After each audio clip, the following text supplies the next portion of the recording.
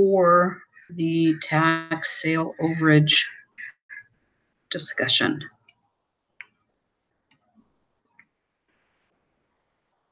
In this, I want to show you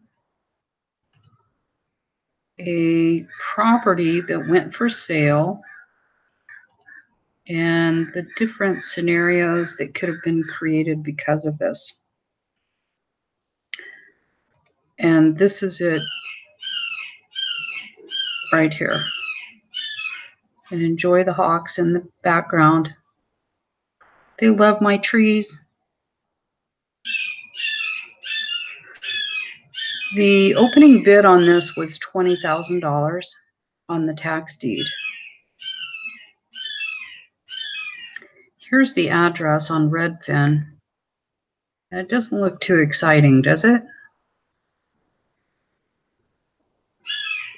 And according to this, it's worth $140,000. But it looks like you would have to spend $140,000 just to bring it up to code. More than likely, whoever bought it is a builder, and they're going to tear it down.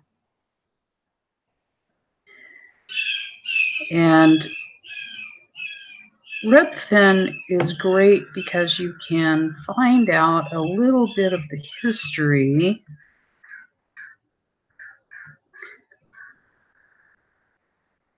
and you've got your comps. So you can take a look at the neighborhood that way. But the reason I picked this one is because the opening bid was $20,000 and it sold for $90,000. So what happens with the $70,000 that they overbid on the property?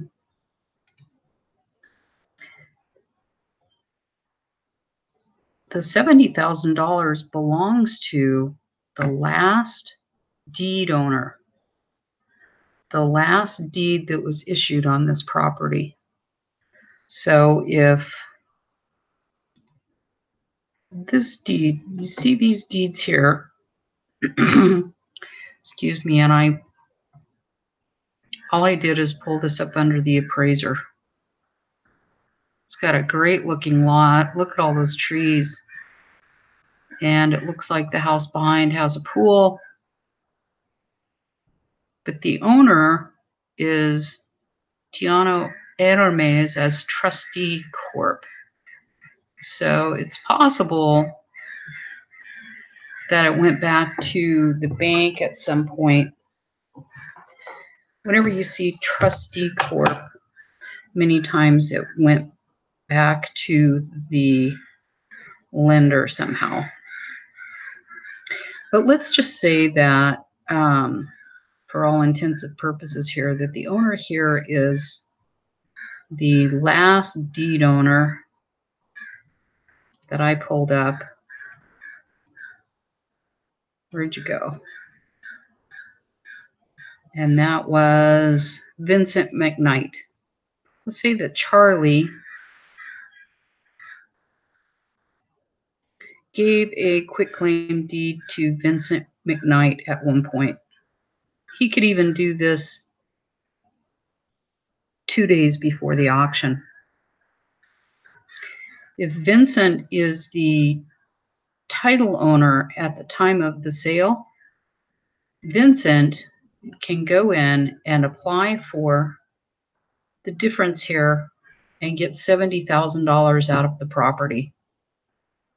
And this party, the third party bidder, which bought it, paid $90,000 for the property. And that is a tax sale overage.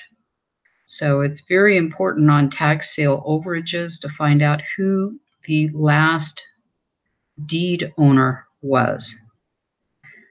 After a quick look over in the clerk's office, you can see, if you pull up Charlie, looks like Charlie bought this place way back when, and he's been fighting the IRS. He's got liens. They got released.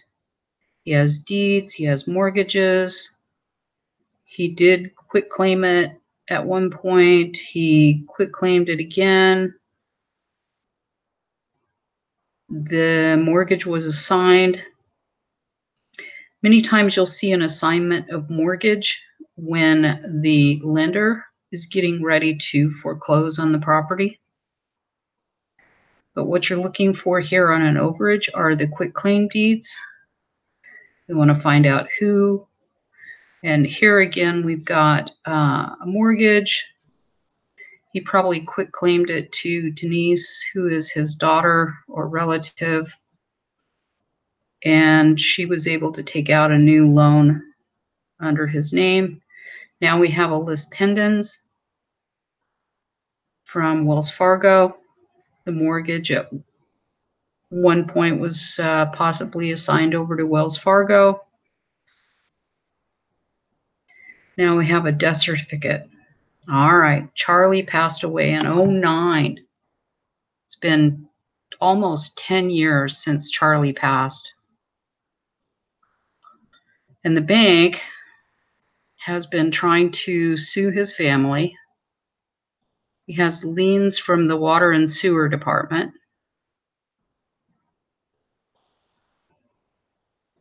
He has another problem, more liens, liens,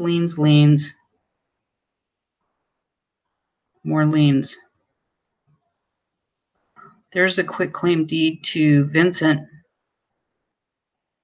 And then Vincent probably found out about all this other stuff and reneged. And this is court paper. I'm sure this is probably a declaration from the family about the death on the party. But this is how messy these tax deed sales are, because things happen, and this doesn't tell us anything.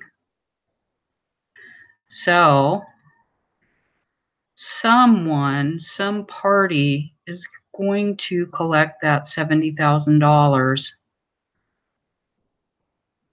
which was overpaid on the tax amount. More than likely,